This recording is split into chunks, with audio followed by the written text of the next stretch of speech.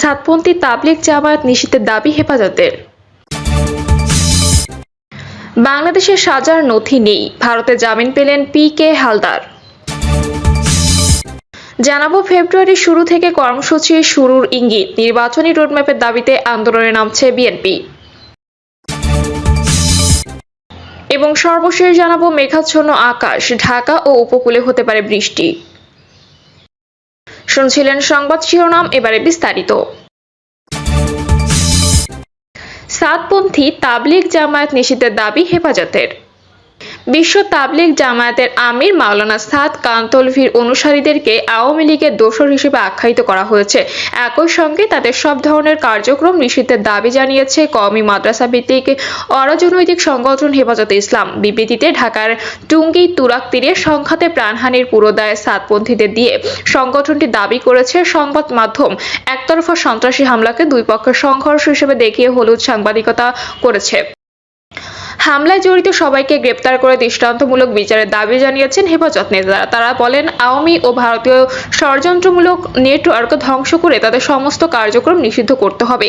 বিবৃতিতে আরও বলা হয়, টঙ্গী ইজতেমার ময়দানে যখন আমাদের তাবলিগের সাথী ভাইরা গভীর রাতে তাহাজ্জুদ পড়ছিলেন এবং তাদের অনেকেই ঘুমন্ত ছিলেন, ঠিক তখনই চিহ্নিত আওয়ামী দোসর সাতপন্থীরা পরিকল্পিতভাবে অতর্কিত সন্ত্রাসী হামলা চালিয়ে 4 জনকে শহীদ করেছে এবং অসংখ্য সাথী ভাইকে আহত করেছে। অথচ একপক্ষীয় হামলার এ ঘটনাকে দুই পক্ষের সংঘর্ষ হিসেবে অপপ্রচার চালিয়েছে ভারতের এজেন্ট হিসেবে চিহ্নিত একদল মিডিয়া।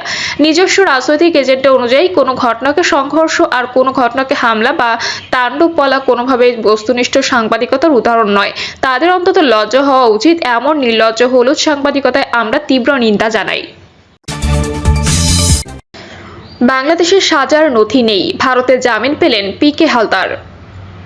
জ্ঞাত আয় বহির্ভূত সম্পদ অর্জন ও অর্থ পাচারের মামলায় বাংলাদেশে 22 বছরের কারাদণ্ডপ্রাপ্ত প্রশান্ত কুমার হালদারকে জামিন দিয়েছেন ভারতের পশ্চিমবঙ্গের আদালত। কলকাতার সিবিআই আদালতের বিচারক 10 লাখ টাকার বন্ডের বিনিময়ে তার জামিন মঞ্জুর করেন। ভারতের দুর্নীতি বিরোধী সংস্থা ইডির আইনজীবী অরিজিৎ চক্রবর্তী বলেন, বাংলাদেশে পি.কে. হালদার দণ্ডপ্রাপ্ত হলেও সংশ্লিষ্ট নথিপত্র আদালতে উপস্থাপন করতে না পারার কারণে বিচারক তাকে জামিন মঞ্জুর করেন। পি.কে. হালদারের আইনজীবী বিশ্বজিৎ মান্না আদালতে যুক্তি দেন, তার মক্কেল ইতোমধ্যে সাজার 1/3 সময় কারাগারে কাটিয়েছেন, যা ভারতের আইনি কাঠামো অনুযায়ী জামিন পাওয়া যথেষ্ট কারণ। পি.কে. হালদার ছাড়াও তার 2 ভাগ্নে স্বপন মিস্ত্রি ও উত্তম মিস্ত্রিও জামিন পেয়েছেন। এর আগে কলকাতা হাইকোর্ট থেকে তার আরও 2 সহযোগী ইমন হালদার ও শর্মী হালদার জামিন পেয়েছিলেন।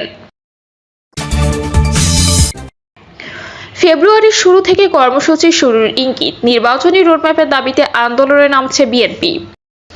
দ্রুত নির্বাচনের স্পষ্ট রোডম্যাপের দাবিতে আদালতে নামতে যাচ্ছে বিএনপি। আগামী বছরের জানুয়ারির মধ্যেই এ বিষয়ে সুস্পষ্ট রোডম্যাপ ঘোষণা না করে হলে ফেব্রুয়ারির প্রথম থেকেই কর্মসূচি শুরুর ইঙ্গিত দিয়েছে নেতারা। এর সঙ্গে দ্রব্যমূল্যের ঊর্ধ্বগতি, আইন শৃঙ্খলা পরিস্থিতির অবনতি সহ অন্যান্য দাবিও থাকবে। জাতীয় স্থায়ী কমিটির বৈঠকে এ বিষয়ে নীতিগত সিদ্ধান্ত হয়। এরই মধ্যে দলটির ত্রয়োদশ জাতীয় সংসদ নির্বাচন ইস্যুতে অন্তর্বর্তী সরকারের প্রধান উপদেষ্টা ঘোষিত সম্ভাব্য সময়ের ব্যাপারে অসন্তুষ্টি প্রকাশ করেছেন। পাশাপাশি নিত্য প্রয়োজনীয় দ্রব্যমূল্যের ঊর্ধ্বগতি সহ দেশে নানা অস্থিরতা নিয়েও উদ্বেগের কথা জানিয়েছেন। এমন প্রেক্ষাপটে নির্বাচন ও আন্দোলন নিষিদ্ধ নতুন কর্মকৌশল ঠিক করছে বিএনপি। এরই অংশ হিসেবে চলমান পরিস্থিতি, নির্বাচন ও মাঠের কর্মসূচির বিষয়ে মিত্র রাজনৈতিক দলগুলোর সঙ্গে ফের বৈঠকে বসছে। আজ থেকে এই বৈঠক শুরু হচ্ছে। সমমনসহ ফ্যাসিবাদ বিরোধী আন্দোলনে অংশ নেওয়া অন্তত 50টি রাজনৈতিক দলের সঙ্গে ধারাবাহিকভাবে বৈঠক হওয়ার কথা রয়েছে।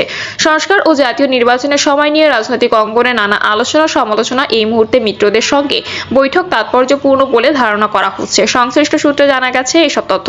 এদিকে লন্ডনে গেছেন বিএনপির স্থায়ী কমিটির সদস্য সালাউদ্দিন আহমেদ। সেখানে দলের ভারপ্রাপ্ত চেয়ারম্যান তারেক রহমানের সঙ্গে তার একাধিকবার সাক্ষাৎ হওয়ার কথা আছে। একটি সূত্র জানিয়েছে, সবকিছু ঠিক থাকলে চলতি মাসের শেষে উন্নত চিকিৎসার জন্য BNP chairperson Khaleda Zia London যাওয়ার কথা। এর আগে সালাউদ্দিন আহমেদের লন্ডন সফরও অনেক তাৎপর্যপূর্ণ বলে মনে করছেন সংশ্লিষ্টরা।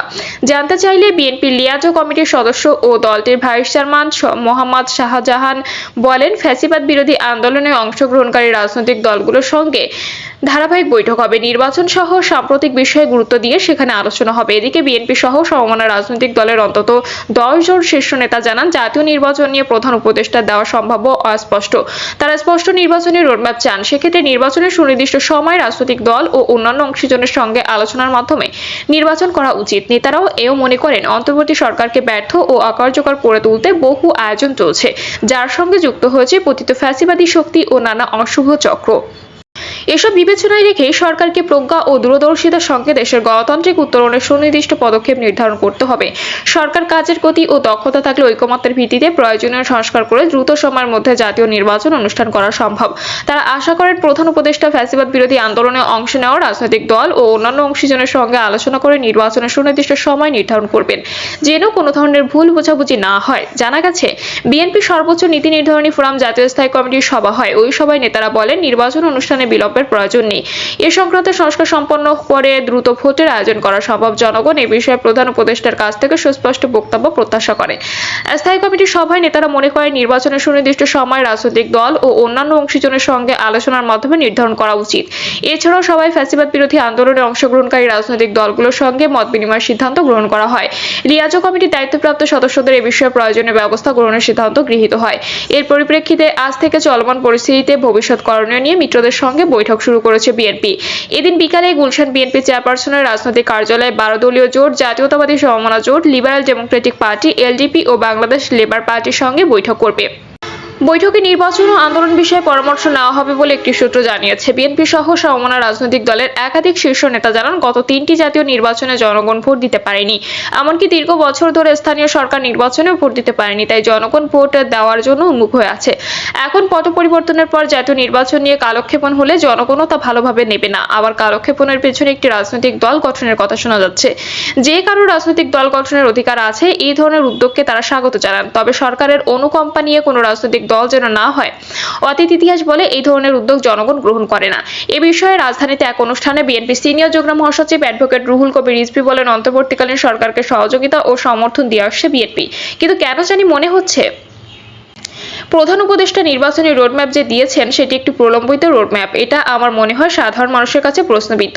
কোনো উদ্দেশ্য আছে কিনা? আমরা গণমাধ্যম ও বিভিন্ন জায়গায় দেখছি জাতীয় নাগরিক কমিটির একটি রাজনৈতিক দল করছে, ভালো কথা। এখানে বৈষম্য বিরোধী ছাত্র আন্দোলনের ছেলেরা আছেন, খুবই ভালো কথা। যখন তখন যে কেউ রাজনৈতিক দল গঠন করতে পারে, কিন্তু এটা যেন আবার রাজকীয় কোনো দল না হয়, এটা মাথায় রাখতে হবে।